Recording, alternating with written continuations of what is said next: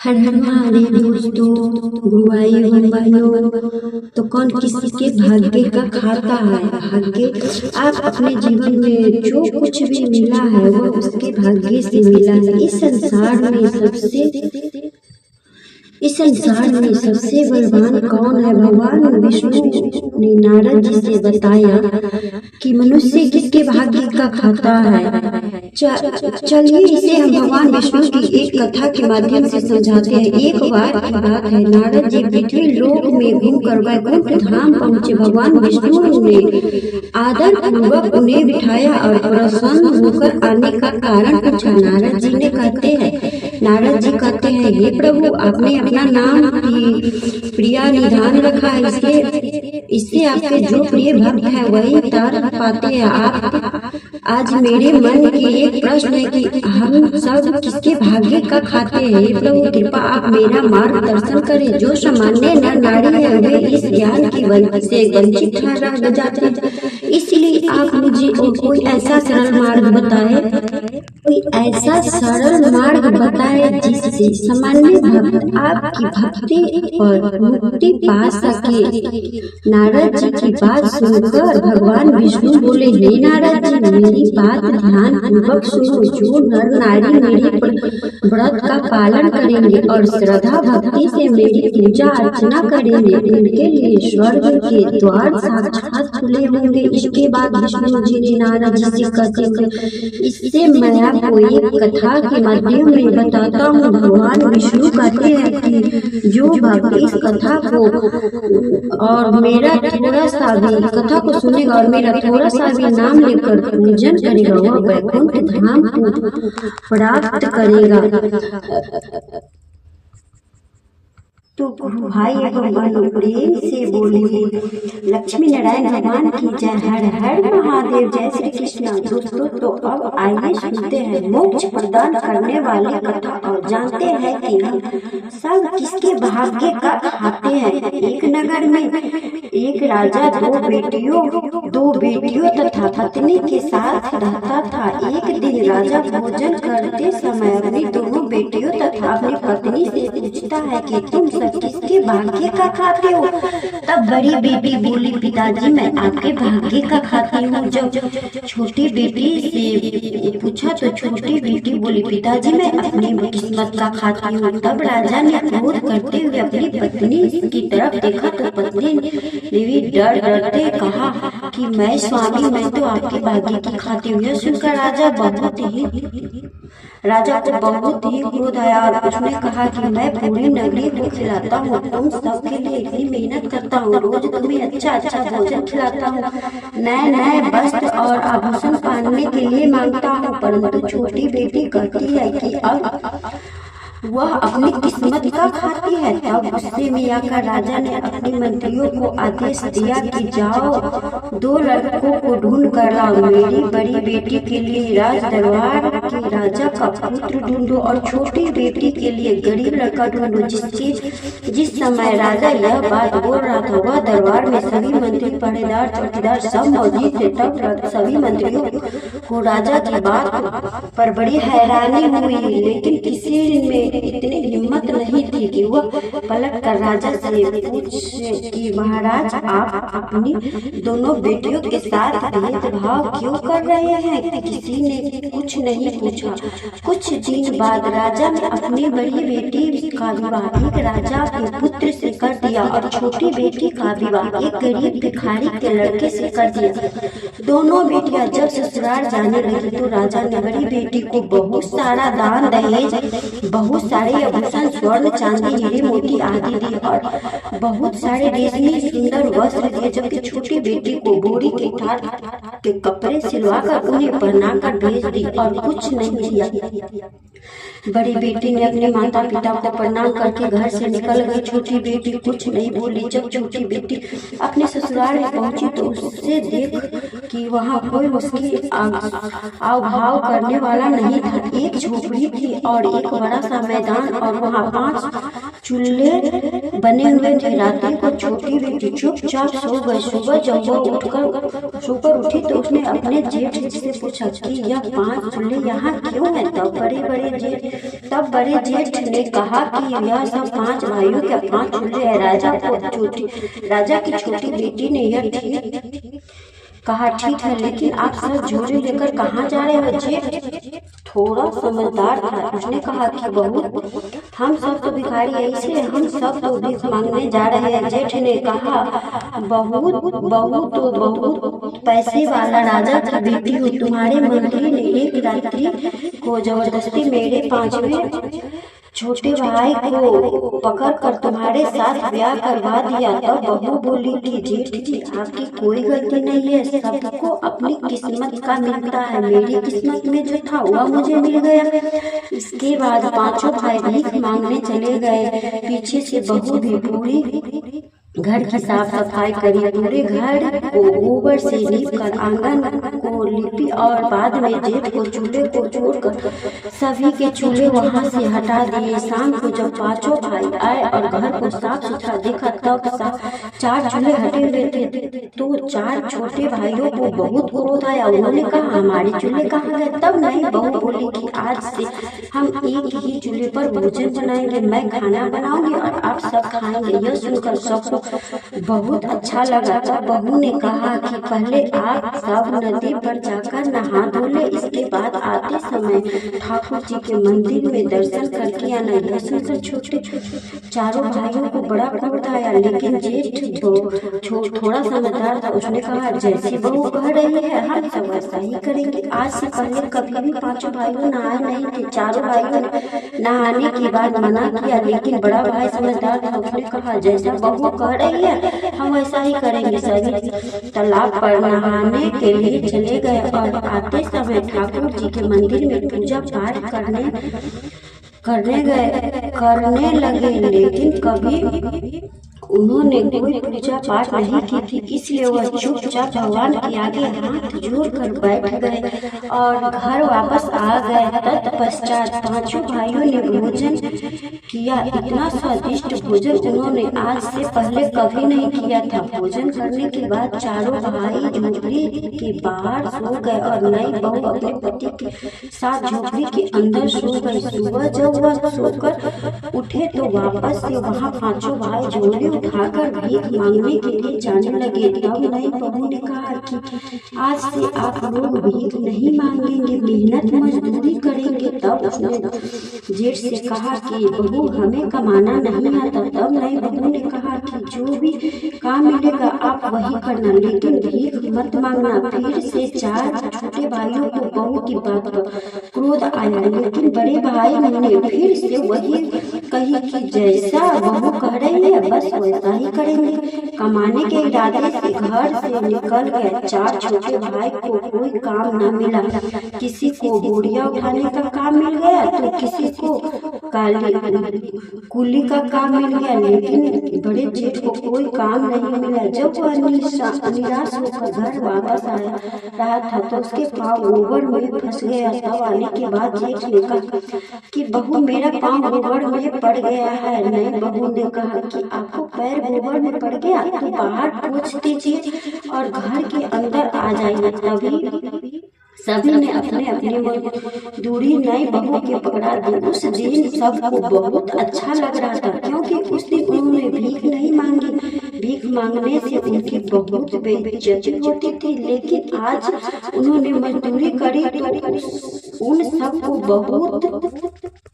बहुत अच्छा लग रहा था। बड़े जेठ ने नई बहू से कहा कि तुम मुझे कोई काम नहीं मिला।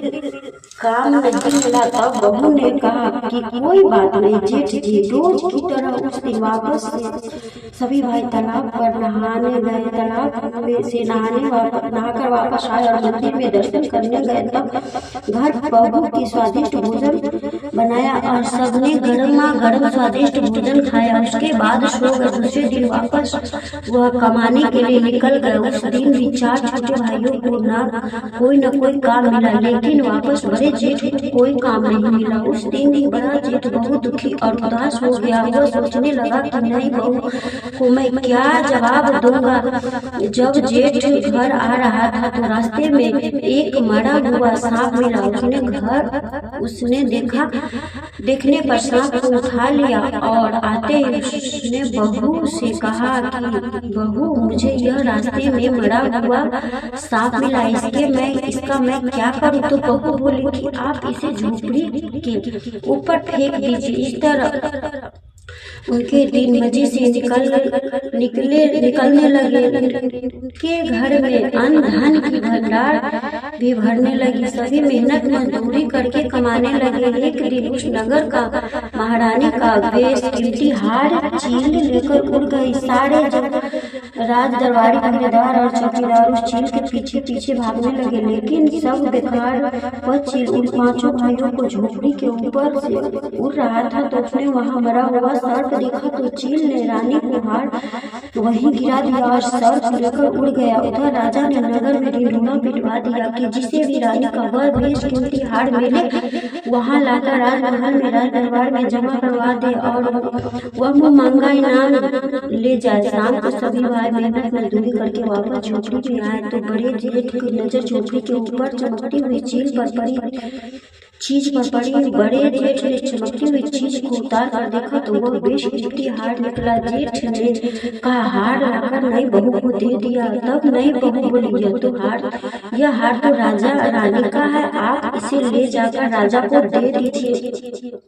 फिर जेठ ने वैसा ही किया। जेठ ने जाकर वहाँ हार राजा को दे दिया। राजा हार को लेकर बहुत खुश हुआ और बोला कि भाई, इसके बदले तुम्हें मुंह मांगा इनाम मिलेगा, मैं तुम्हें सब देने के लिए तैयार हूँ। तब उसने कहा कि राजा जी, मुझे मांगना नहीं आता, मैं अपने भाई की पत्नी से पूछकर बताऊंगा। राजा ने कहा, कोई बात नहीं, तुम पूछ लेना फिर बताना। जेठ घर आया।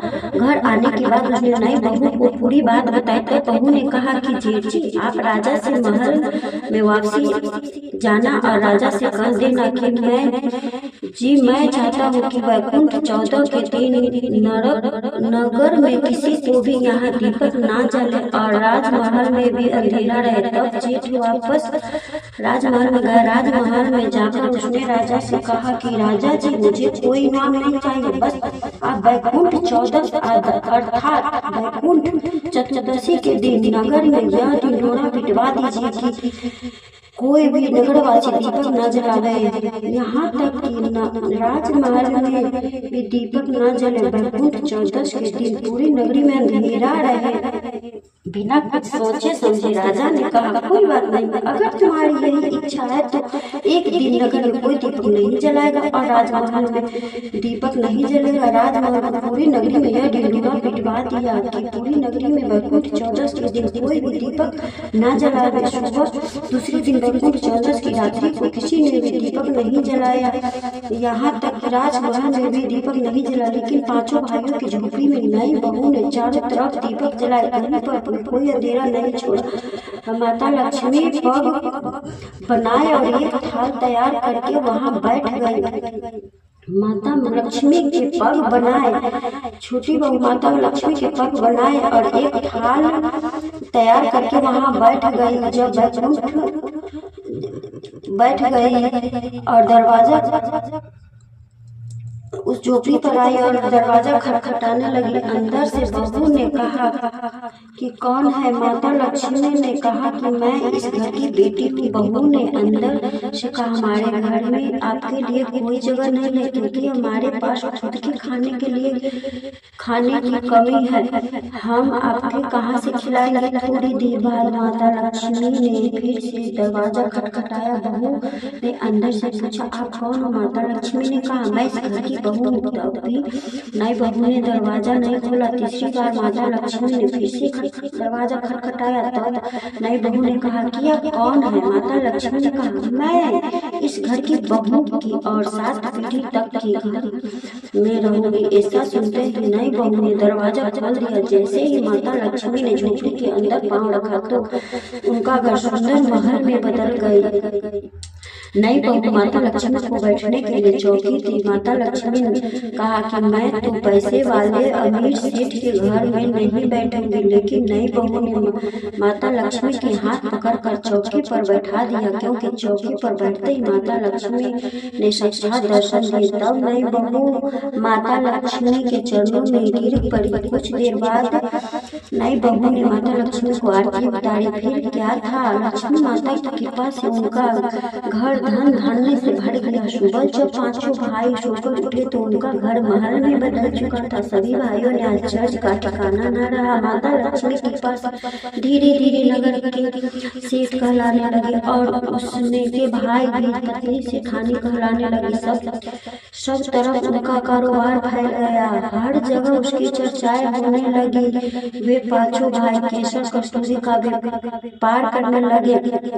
उनका घर धन धान्य से भर गया। लक्ष्मी माता की ऐसी कृपा हुई कि उन पांचों भाइयों के पास नौकर चाकर हाथी घोड़े सब हो गए। बड़ी बहन के घर में सब कुछ ठप हो गया, कारोबार में घाटा लग गया। उनके यहाँ घर एक समय की रोटी के लिए लाले पड़ने लगे और उन्हें अपना सब कुछ बेचना पड़ा। बड़ी बहू के साथ ससुराल में अपनी बहू ने कहा कि तुम कंगाली हो, तुम्हारी आते ही बर्बाद होगा, और उन्होंने अपनी बहू को घर से निकाल दिया। बड़ी बहू अर्थात राजा की बड़ी बेटी रोते हुए अपने पिता के घर आई।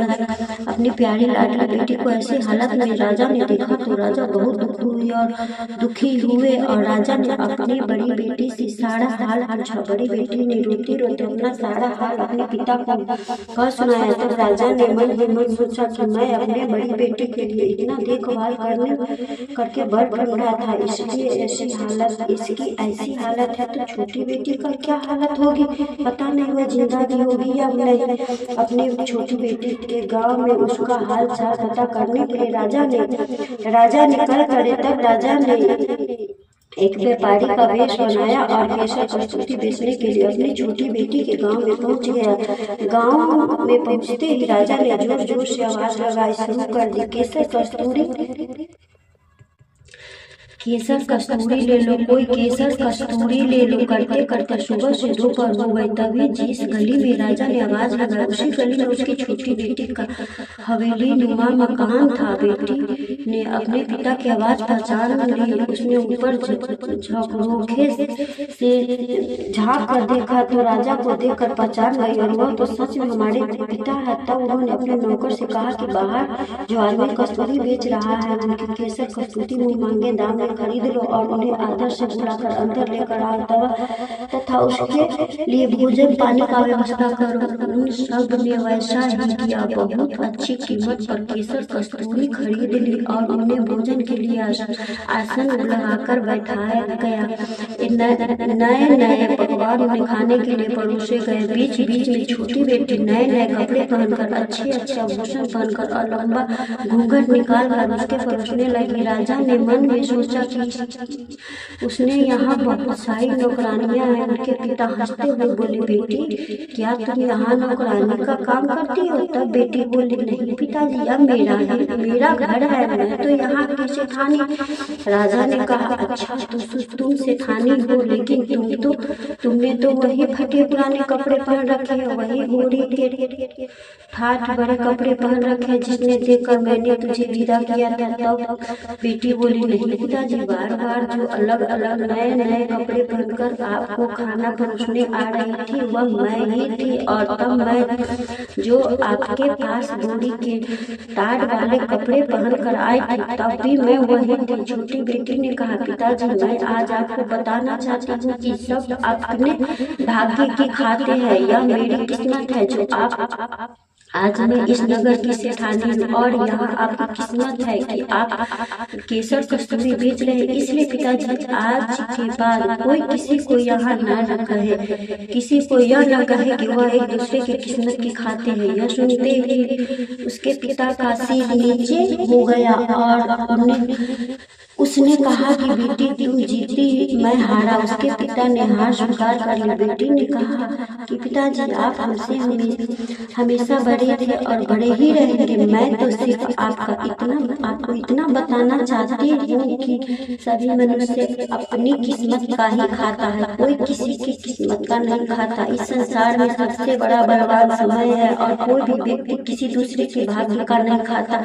हर कोई यह सोचता है कि यह मेरे भाग्य का खाता है, लेकिन नहीं, कोई किसी के भाग्य का नहीं खाता। जो कोई खाता है वो अपने भाग्य का ही खाता है। हर दाने दाने पर खाने वाले का नाम होता है। आप यह ना सोचे कि हम किसी को खिला रहे हैं। आप किसी को खिलाने वाले कौन होते हैं? इस संसार को खिलाने वाला तो एक ही है और वह है परमेश्वर। आशा करती हूँ यह कहानी आपको जरूर पसंद आई होगी दोस्तों।